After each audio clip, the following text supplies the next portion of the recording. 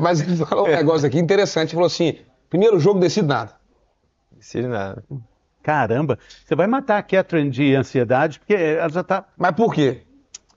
Porque se você não cometer erro grotesco, ainda tem o jogo da volta. Então é o seguinte, encaminha-se muita coisa a primeira partida. Mas não decide. Não decide. Por isso que eu vou nos dois, Fernando, entendeu? Sim. Ai, Mas se eu ter coração pra assistir uma semifinal daqui, vou ter que ir lá, ué.